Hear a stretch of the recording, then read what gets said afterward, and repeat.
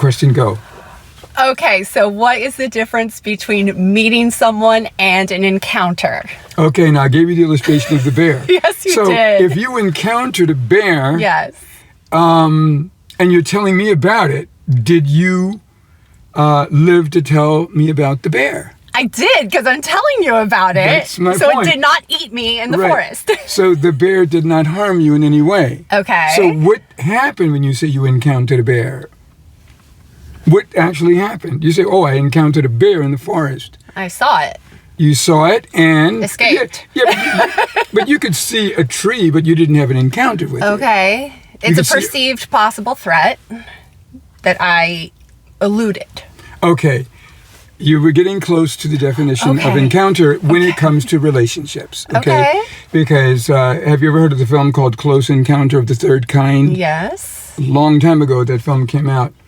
And a lot of people would use that in their opening of their monologue before they would make an Oscar or presentation to someone. They would say something like, well, we're having a close encounter of the Academy kind, playing off of the movie. Okay. And that could be very true. Because an encounter just basically means potential. Okay. That's all it is. You potentially, you met someone, but encounter means you had the potential to go to another level, but you did not. Okay. All right? So an encounter basically means the door was closed. So you never got a chance to formally socialize with the bear because that opportunity was closed. Okay. You're concerned about your life. Yes. And the bear is concerned about maybe its babies or getting some honey or whatever the case may be. So the point is, when you meet somebody, it could be an open door.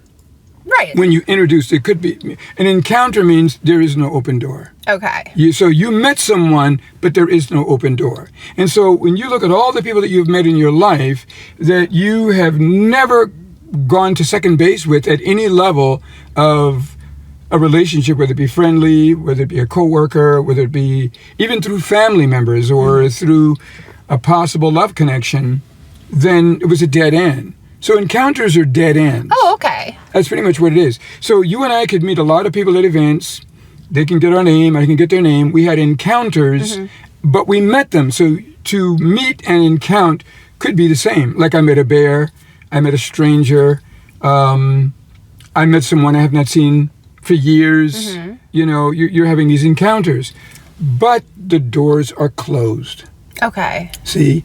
So, and a lot of times, a guy might approach a woman, and it's up to the woman to determine whether that's going to be an encounter or it's going to be someone that she will allow herself to get to know, meaning he now has permission to meet her. Okay. But if she says no and doesn't go any further, then all he got was an encounter with her. It didn't go any further. Right. Okay. And that's why if a guy says he had an encounter with a hooker on a street, he could have very well had completed his intimate business with her.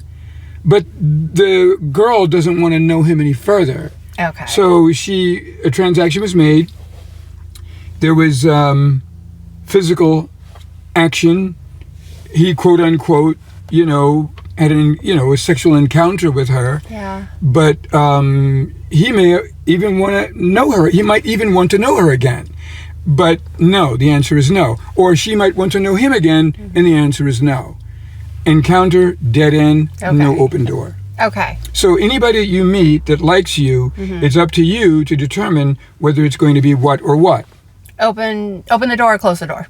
Okay, or... Oh, if it's going to be an encounter or not.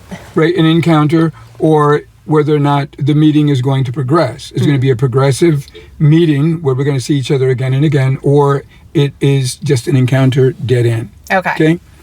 And so most of your meetings with people throughout the day, they're just encounters. Yes, they are. Like you see how many times we go to a tea room or we go to a coffee shop. They know us by name. We know them by name, but those are encounters. Well, I put them in the friendly face category. Like... You could, but in this case, we probably don't want to. Okay. And I'll tell you why. Because You're right. I mean, you're right in saying that they're friendly faces. They're someone that I've seen before they recognize me. But the reason why we want to make sure the lines don't get blurred, because you're on the path to marriage. So when you're on a path to marriage, everything has to apply to the person you want to marry. So we look at it that way. This is how we become very focused. Okay. And we create myopic vision, and we're going to stay on track. We're not going to be derailed by all these wonderful people that we're going to meet in life who are friendly faces and who are inviting us here and there and so forth, but they're causing a distraction for us. Yeah, I was still looking at people as human beings. Right, but we don't want you to. Okay. Not when you're on the marriage course, because you want to just take that for granted that everybody's a human being. Even people in jail, incarcerated, they're all human beings, and everybody's got rights and all that sort of thing. Okay. But we're talking about, we got to narrow it down to one. And that one human being that you want to meet, your yellow brick road will be made up of golden bricks of people that will take you to the Emerald City or to Oz to meet your true love. So that's why I'm saying that every step you take must be on the yellow brick road. And so any deviation from that slows things down. Yeah. I tell people, if you're between the ages of 18 and 25, you've got time to wreck your life for 10 years. Just try to live through it and don't get crazy, but you have that kind of time. But when you start getting up in years, 35, 40, and so forth and so on, every minute counts. And so 1 foot ahead of the other foot, you must stay on the yellow brick road. And that's what the mentor is for, to make sure you stay on the yellow brick road. Okay, so now once you meet someone, the next step would be what again? We call that what? Making their acquaintance. Right, making their acquaintance, getting to know them better. But before someone becomes an acquaintance, they've got to be qualified at the meet level. Okay. So when you meet someone in certain zones, they don't qualify for the acquaintance level. Oh, okay. See, so anybody that you meet in a play zone that's by themselves, like if you meet a guy at a singles event, online dating. Well, technically online, people say I met this guy online. Technically, you never really met anybody online. I agree. Why do you say that? Because it's a digital interaction. It's not organic, and it's not actually interacting with them like we are. Okay, so what's required when you're talking about meeting someone? Interacting in real life. Okay, presence. Yeah. Your physical presence is required. And why is physical presence required when you're meeting someone? So you can ascertain if they're a threat or not. Well, I mean, there are some people that can do that online too. Okay. In other words, they're able to ascertain, okay, I don't think this guy's a threat because when I followed him, he connected me to all of his social media, his family pictures, and I've been in touch with other people. So a guy can be, like for example, have you ever met Tom Cruise? No, Okay, but see, Tom Cruise is already validated. So if you met him online, it's very, very different.